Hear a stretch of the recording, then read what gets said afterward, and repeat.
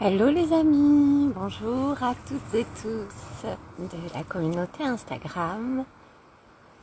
Aujourd'hui nous sommes sur le 19e live de ces 60 jours de live. Je vais attendre quelques instants et je vous espère en forme.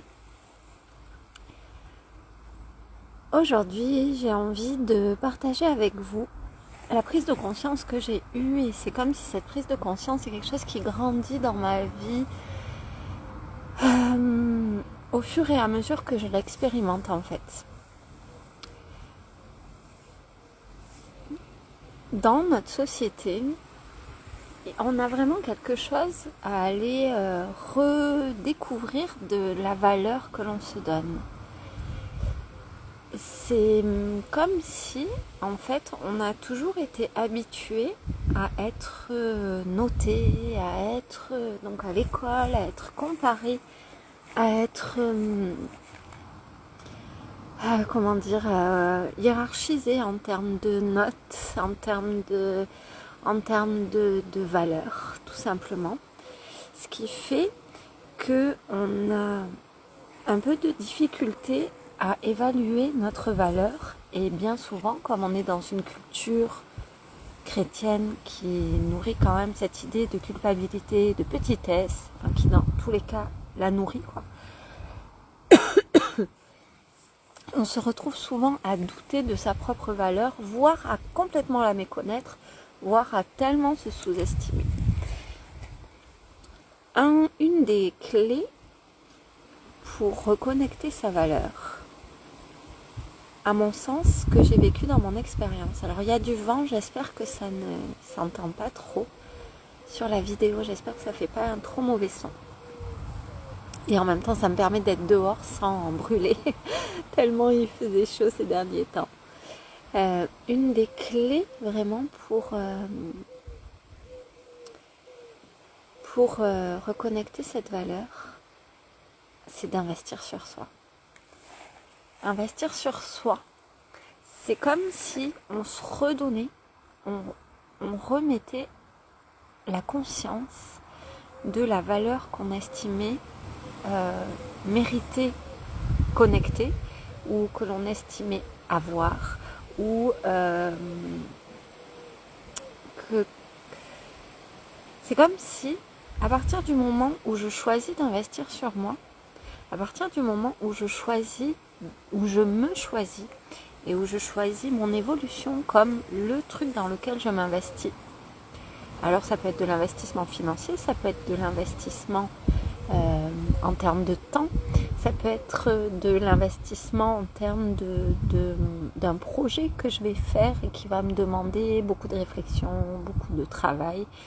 Quel que soit le choix, à partir du moment où j'investis sur moi, c'est comme si je choisis, même sans connaître, je choisis de reconnaître ma valeur. C'est-à-dire que je la connais plus, j'ai oublié, elle est biaisée par plein de filtres, plein de voiles, et à partir du moment où j'investis sur moi, c'est comme si je dis, je ne sais pas encore quelle est ma valeur, mais je sais que j'en ai. Alors, je vais miser sur moi. C'est vraiment quelque chose que j'ai vu autant moi à chaque fois en fait que j'ai investi sur moi, c'est-à-dire mon chat qui s'invite. À partir du moment où j'ai investi sur moi, aussi bien en termes de... Pardon, c'est le moment décalé. En termes de temps, en termes d'engagement et en termes financiers, ma vie a changé. C'est-à-dire que c'est comme si ce vecteur-là, le facteur investissement, venait me rappeler combien ma valeur était précieuse, combien je pouvais faire de moi ma priorité. Et c'est aussi beaucoup en lien avec le financier, c'est-à-dire que plus j'investis et plus je m'engage. À partir du moment où ensuite j'ai travaillé sur moi, de ce travail est née ma médecine, puis j'ai eu à cœur de partager cette médecine. Et puis là, dernièrement, j'ai investi en termes de temps d'argent pour mon entreprise. C'est-à-dire que je me fais accompagner de coachs pour mon entreprise et peut-être vous l'avez vu, mais j'ai des oracles qui sortent au mois d'octobre et j'ai vraiment eu envie de me faire accompagner pour que ces oracles, voilà, leur donner le plus beau, faire la plus belle chambre, le plus beau nid pour qu'ils puissent naître dans un espace où mon entreprise avait tout pour les accueillir en termes de logistique, en termes de moyens digitaux ou digitaux. Et à partir du moment où j'ai investi sur ça, il y a quelque chose en moi qui a changé. C'est comme si nous avons besoin, alors c'est dommage, mais encore aujourd'hui, nous avons besoin d'une légitimité. Et bien souvent, cette légitimité, on la cherche à l'extérieur. C'est-à-dire qu'on va chercher à l'extérieur de la reconnaissance de un supérieur hiérarchique, un père, de quelqu'un, un père PAIR, de quelqu'un que l'on estime être au-dessus, plus qualifié que nous, plus charismatique, enfin meilleur, avoir une meilleure expertise que la nôtre pour nous valider, pour nous faire nous sentir légitimes, pour nous permettre de reconnaître notre valeur. Ça peut être une clé, sauf qu'il suffit que cette personne-là ne nous reconnaisse plus, ne soit plus à nos côtés, ou n'ait plus du tout envie que notre valeur s'expanse parce que c'est plus confortable pour cette personne-là. Eh bien, à partir de ce moment-là, c'est comme si on a tout à recommencer parce que cette construction, on l'a bâtie depuis l'extérieur. Donc elle s'effondre quand il n'y a plus ses bases. Si les bases sont à l'extérieur de nous, ça s'effondre. À partir du moment où j'investis sur moi, où c'est moi qui investis sur moi-même, où c'est moi qui investis sur mon projet, où je m'entoure des personnes qui sont le plus compétentes pour accompagner mon projet, mais c'est moi qui ai les clés, c'est moi qui ai les rênes dans mes mains. À partir de ce moment-là, c'est comme si on réintègre notre valeur. Il y a vraiment une grande différence entre investir sur soi et du coup s'engager et s'entourer de personnes qui nous permettent en miroir de reconnaître notre valeur. Dans un cas, on est autonome, on est indépendant, on est libre, c'est-à-dire que ça se construit pierre après pierre et c'est solide. Dans l'autre cas, on est dépendant. On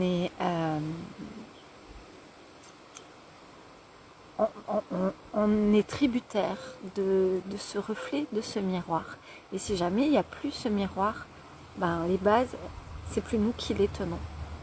Les rênes, on ne les a pas en main. Voilà, aujourd'hui ce que j'avais envie de vous partager, c'est vraiment quelque chose qui est très subtil en termes d'expérience. C'est quelque chose, tant que je ne l'avais pas expérimenté, alors d'abord dans l'engagement sur moi, c'est-à-dire qu'à